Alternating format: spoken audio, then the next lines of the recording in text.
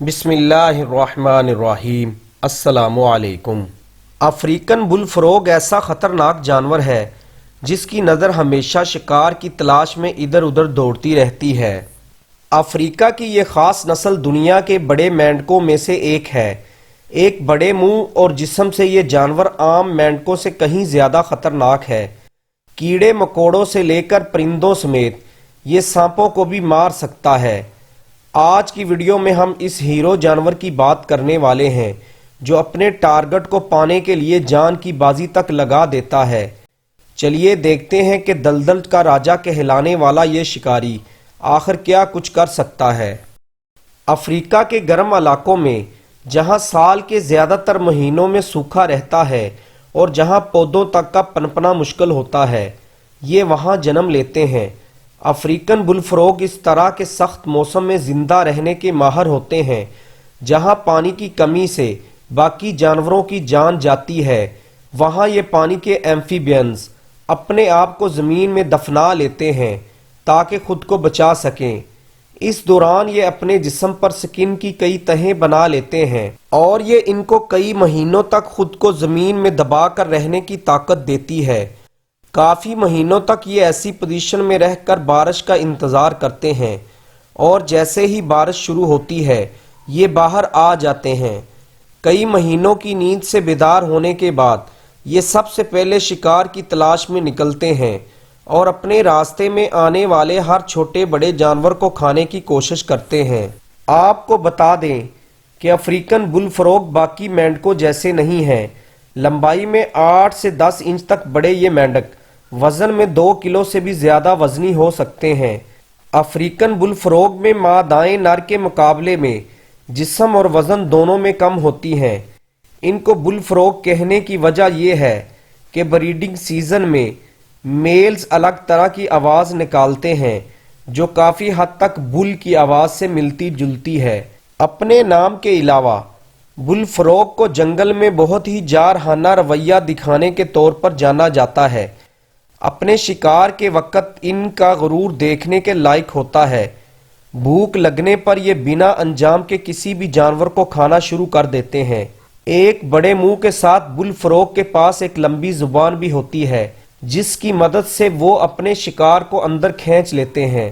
اس clip میں آپ دیکھ سکتے ہیں کہ یہ کتنی پھرتی سے شکار کو اپنے منہ میں ڈال لیتے ہیں۔ ان کی یہ زبان صرف کیڑے مکوڑے ہی نہیں بلکہ چوہوں اور پرندوں کو بھی اسی طرح اپنے منہ میں کھینچنے میں ماہر ہے۔ اگر آپ سوچ رہے ہیں کہ سبھی شکار ان کے جال میں کیسے پھنس جاتے ہیں تو جان لیجئے کہ افریقن بل فروگ ایک بہترین خصوصیات کے مالک ہیں۔ دراصل ان کو کیموفلاج کر کے اپنے آپ کو چھپانا آتا ہے اور اسی وجہ سے شکار ان کے جال میں پھنس جاتے ہیں۔ آپ یہ سمجھ لیجئے کہ یہ اپنے دشمنوں سے بچنے کے لیے بھی اسی چال کا استعمال کرتے ہیں۔ باقی جانوروں کو ان کی اصلیت کے بارے میں تب تک پتہ نہیں چلتا جب تک یہ حرکت نہیں کرتے، لیکن ان کی یہ خوبی ہمیشہ کام نہیں کرتی کیونکہ کچھ جانوروں کی سینس اور سونگھنے کی شکتی کمال کی ہوتی ہے اور وہ بل فروگ کی خوشبو کو دور سے ہی سونگھ لیتے ہیں۔ بلیک اینڈ وائٹ کوبرا جو بل فروگ کے سب سے بڑے شکاری ہوتے ہیں، جب کبھی بھی کوبرا کا سامنا بل فروگ سے ہوتا ہے تو یہ بھاگنے میں ہی بلائی سمجھتے ہیں۔ کوبرا کی پکڑ سے نکلنے کے لیے یہ اپنے لمبے لمبے پیروں اور مسلز کا سہارا لے کر ایک لمبی جمپ لگاتے ہیں۔ سبھی کوبرا بل فروگ سے الجھنے کی حماقت نہیں کرتے کیونکہ یہ ایمفیبینز کافی طاقتور ہوتے ہیں۔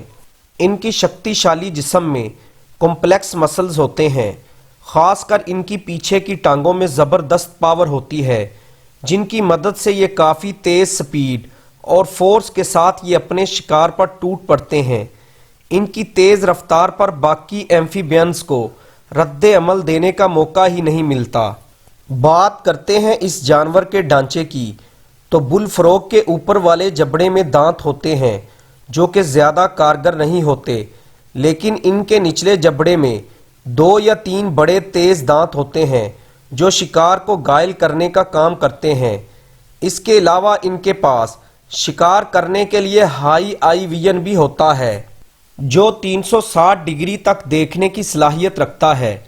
اسی وجہ سے یہ اپنے دشمنوں اور شکار کو تیزی سے سکین کر کے ریئیکٹ کرتے ہیں۔ شکار نہ ملنے پر یہ بل فروگ کے ہی ٹیڈ پول کو اپنا کھانا بنا لیتے ہیں۔ جب ان کے سر پر خون سوار ہوتا ہے تو یہ کسی کی بھی جان لے سکتے ہیں۔ بریڈنگ سیزن کے دوران بل فروگ اپنی نسل کے دوسرے میل فروگ کے ساتھ لڑتے دکھائی دیتے ہیں۔ اس سیزن میں میل ایک دوسرے پر حملہ کرنے کے لیے تیار بیٹھے رہتے ہیں۔ جب دو بل فروگ آپس میں ٹکراتے ہیں تو نظارہ دیکھنے لائق ہوتا ہے کیونکہ دونوں ایک دوسرے کو ناک آؤٹ کرنے کی پوری کوشش کرتے ہیں۔ یہ چال جب کام نہیں آتی تو دونوں ایک دوسرے پر حملہ کرنے کے لیے اپنے منہ کا ہتھیار استعمال کرتے ہیں اور ایک دوسرے کو کاٹنے کی کوشش کرتے ہیں۔ کاٹنے کی خطرناک تکنیک کا یہ انجام ہوتا ہے کہ دونوں میں سے کسی ایک کی جان چلی جاتی ہے۔ آخر فی میل کو پانے کی خواہش میں یہ لڑائی کسی ایک کی موت پر ختم ہوتی ہے۔ بل فروگ کا بریڈنگ سیزن صرف بارش کے دنوں میں ہی ہوتا ہے۔ فی میل 3000 سے 4000 تک انڈے دیتی ہے جو کچھ دنوں میں ٹیڈ پول کا روپ دار لیتے ہیں۔ ایک بار ٹیڈ پول میں تبدیل ہو جانے پر بچے چھوٹی مچھلی، انورٹیبریٹس اور یہاں تک کہ اپنے ہی بہن بھائیوں کو کھانا شروع کر دیتے ہیں۔ ایسے میں ان کی دیکھ بھال اور حفاظت کی ذمہ داری میل فروگ پر ہوتی ہے۔ دراصل بڑے ہوتے ٹیڈ پول پر صرف ایک ہی شکاری کی نظر نہیں ہوتی بلکہ سانپ سے لے کر کئی کیڑے ان کو کھانے کے لیے تیار بیٹھے رہتے ہیں۔ 4000 ٹیڈ پول کی حفاظت کرنا اور ان کو بچانا سارا کام میل فروگ ہی کرتے ہیں۔ ظاہر سی بات ہے کہ بچے اپنی حفاظت خود تو نہیں کر سکتے، اس لیے ان کو کھانا بے حد آسان ہو جاتا ہے۔ درجہ حرارت بڑھنے پر جب چھوٹے تالاب سوکھنے لگتے ہیں تو ایسے میں میل فروگ اپنے بچوں کو بچانے کے لیے اپنے سر اور پیر کا استعمال کر کے سوکھے تالاب سے پانی سے بھرے تالاب میں سوراخ کر دیتے ہیں تاکہ تمام ٹیڈ پول مرنے سے محفوظ رہ سکیں۔ یہ جانور سانپ سے الجھنے سے بھی دریغ نہیں کرتے۔ خطرہ محسوس ہونے پر یہ سانپ پر ٹوٹ پڑتے ہیں اور سانپ کو کاٹنا شروع کر دیتے ہیں۔ بچوں کے لیے یہ انسان کو ڈرانے سے بھی پیچھے نہیں ہٹتے۔ میل فروگ ٹیڈ پول کی یہاں تک پہرے داری کرتے ہیں جب تک بچے خود دیکھ بھال کے لائق نہیں ہو جاتے۔ افریقہ کے کچھ ملکوں میں لوگ بل فروگ کو کھانا بھی پسند کرتے ہیں۔ افریقن بل فروگ کی عمر 45 سال تک ہوتی ہے۔ کچھ سالوں سے ان کی تعداد میں کمی ہو رہی ہے جس کی وجہ ان کے مسکن کی تباہی اور ان کا بے دریغ شکار ہے۔ دوستو، امید ہے کہ آپ کو یہ معلوماتی ویڈیو بہت پسند آئی ہوگی۔ ویڈیو دیکھنے کا بہت بہت شکریہ۔ اللہ حافظ۔